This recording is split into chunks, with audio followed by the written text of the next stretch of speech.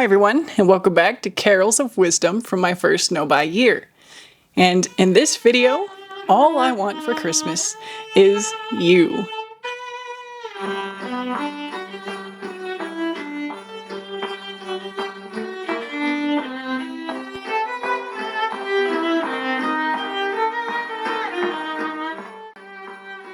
This is again building a little bit on the video from Thanksgiving, where I said one of the 5 things I want but can't buy is connection. And even in that video, I kind of detailed some of the friendships that I used to have and the connection I felt, how spending time with these people sometimes and going on the road trips and listening to music together and having deep conversations would give me that feeling of feeling infinite with another person, to take from Perks of Being a Wallflower. So again, if you watched that whole video, you might already have heard all of that. And I wanted to extrapolate on what connection did for me and what I have lost in the days since having that level of connection, to provide perhaps more insights on how to go forward in a less consumerist focused way, how to move through the world without having as many desires. Because I really do think that in those periods of my life where I had the strongest connections with other people, I did not shop as much. I didn't have these wish lists. I didn't have a laundry list of things that I wanted to buy. I also wasn't watching nearly as much influencing content. I didn't spend as much time on YouTube. I didn't have favorite influencers. I didn't use reviews, product reviews, unless I was doing research for a specific product. And that is honestly how I think influencer reviews should be treated. I think they're still a legitimate service if the person is good at doing reviews, unbiased reviews. I would like to think the review I did of my pull-in handbags is one of those examples. And it has continued to get views and seemingly be useful for people who presumably are interested in buying one of these handbags. And I hope that by illustrating the possible impractical sides of them, that I am providing that service, as well as providing the services that most other reviews do as well, of showing the bags, showing them on a person. And, you know, whether they look aspirational still after me saying that there's many impractical aspects is up to the eye of the beholder at that point. So anyway, I did have days where I used to consume much less, and by days I mean years, periods of my life. And not all of this was just due to not having any money, not having the means, although that was a part of it for some of this time. There was a time in New Zealand when I was maybe fresh out of undergrad or in my last years of undergrad where I was able to save $10,000.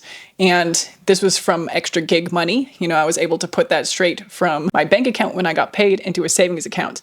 I wasn't debating between what new thing I should buy this time if I had something that fulfilled that purpose in my wardrobe.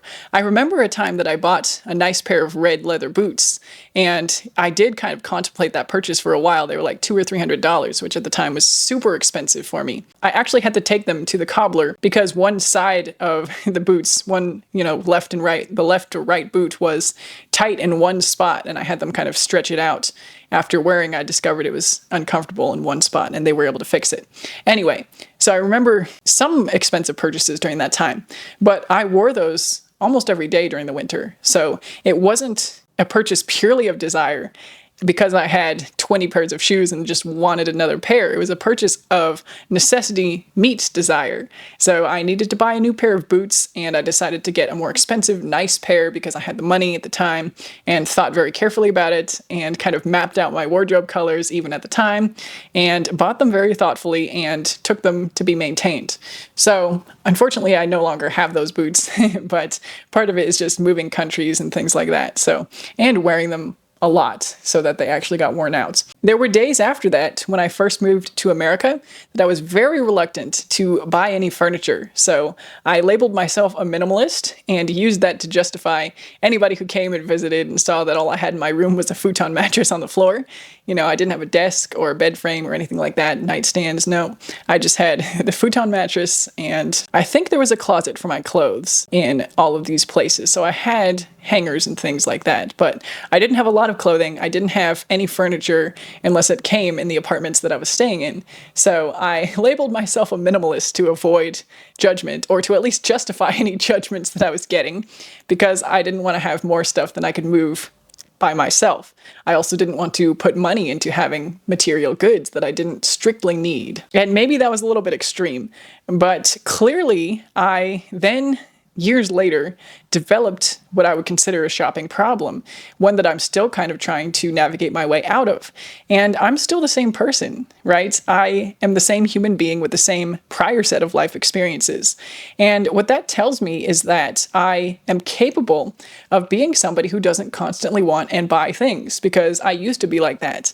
And I would surmise that most of us used to be like that, even if it was in childhood, and even if from our teenage years we became admired in these cycles of wanting and buying things, which I do unfortunately think is the case for much of the teenagers of today, with social media being rampant already and their exposure starting younger and younger. And social media, as we know, being either funded by ads or comprised of actual ads when the influencers are selling a product directly. But we all start from a place where we don't want a bunch of material things. We're not seeking to add material things to our lives. We're not obsessing over the next lipstick we can buy, or the new eyeshadow palette, or the new fashion designs from this clothing company, or the new tech gadgets, or the new cars, or better houses. The things we think about when we are smaller are the times we can spend with the people we love, our friends playing together, doing imaginative activities, attention from our parents, from our siblings. I think this connection is one of the most important things about our humanity. And during these times when I was a self-identified minimalist, I also had some of the strongest connections that I've ever had with other humans. And I do think that that helped prevent me from turning to the online landscape of consumerism, of looking to fill that void through things to want, through things to fantasize about, and then eventually buy and go through that dopamine cycle. And actually, I think the dopamine cycle may be separate from this desire to fill the void of lack of connection. So it's not that I think they're totally unrelated. Once we fall into filling the void and getting the dopamine, it might become more intertwined. But in some ways, I think looking to fill the void comes before the desire to drive the dopamine, if that makes sense. And I guess the other thing that was notable to me in this kind of reflection is that when I was connected to people, the things that I would spend my money on were activities of connection. And sometimes I would spend a few $100s on these activities. I was always doing it as cheaply as possible because I just didn't have money a lot of these times, but also because there didn't need to be extravagance involved in these activities. So I am speaking of things like trips, traveling, and I took a lot of trips during this stage of my life with the people I was connected with. Some of them were kind of necessity. So I had some audition trips that I was taking with friends, and some of which were kind of family occasions. I did a trip over Thanksgiving with my partner, boyfriend at the time, to Pittsburgh. And again, we took the cheapest bus available, and I was in the middle of Pennsylvania, so the bus might have cost $20 or $30 for the bus ticket. Same when I did auditions in New York City, I would take a bus, and it would be under $100 to get there. And when I was traveling with people, taking a bus ride was no issue at all. Even without people, sometimes it's nice to be on a bus and look out the window and just have a think about things. I don't recommend necessarily hanging out at the bus stations. I don't know why they always tend to be in questionable parts of town. It's not really helpful for trying to make bus travel attractive and sustainable for most Americans, but I digress. My point being that putting my resources, my time and my money, my fantasizing impulses towards these trips with people or activities with people, it doesn't even have to be traveling, but just where I was in the world at the time was conducive to taking trips. I was not that far from Niagara Falls. I was not that far from Falling Water in Pennsylvania, Frank Lloyd Wright kind of sculptural house. So that was really cool to see. And that foliage was gorgeous. The trees were beautiful. If I can find a good image, I'll put one here. I did that road trip with a friend. I like Pittsburgh as a city. I like Philadelphia. That was a really nice trip as well. I went to see the Philadelphia Orchestra. I am possibly auditioning for them in January, actually, Philadelphia. I'm deciding between two auditions in January, and Philadelphia might just not be it. It might be a little bit lofty as far as my current aspirations and current locations that I would prefer to live. So might go for the audition that's in the Midwest. Anyway, again, digression. Focusing on these connecting building activities, putting my time and money and fantasizing resources into these instead of material goods led to a more fulfilling and memorable life or period of life. I have so many fond memories from those times. And although not everybody is still my friend today or still somebody that I can talk to, I don't think any less fondly of the times of my life that I did have during that period with those people. And then when I got to Houston, I did trips to New Orleans and a longer road trip to Florida, longer road trips still to Nashville and Alabama with my husband, who was my boyfriend then at the time, and have many fond memories of doing that too. Incidentally, I guess going back to the auditions, I think the audition that I'm going to choose to do instead of Philadelphia will be within driving distance. So I might make that a family road trip too and create some more memories and make it a more positive experience, whether or not I do well at the audition. So that's kind of a perk of that as well, pursuing the connection and treating that as kind of a trip of necessity, but also an opportunity to make those lasting memories. And it really feeds the soul. This kind of pursuit,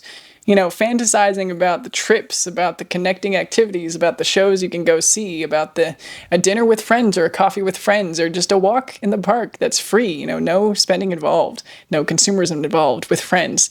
I think those are the activities that feed our souls and don't detract from our souls. We're not supporting anything nefarious by not buying anything or giving our attention to another human being in a pure and simple way on this planet. And I think that can bring us the peace that we crave and assuage our guilt again, pacify some of the guilt we might be feeling for being a part of a capitalist society. I kind of talked about that in yesterday's video where I was crowdsourcing ideas about alternatives to capitalism. So to bring that up again, existing as part of a capitalist society, I think necessitates some connection, some real connection with people to be that kind of balm for our souls. And I know some people get that through influencers online, but I guess I'm kind of arguing that despite being one of these influencers that I hope can bring you some comfort and some perspective and some support and some solidarity, I do think that it's always going to be better to try to bring that into your real life. And if it takes influencer material to do that, you could talk about some of the ideas that I bring up in these videos with people in your real life. You don't even have to tell them you got it from a video, but you can use these thoughts as excuses to have these conversations and maybe get closer to people to cultivate these connections in real life with real people.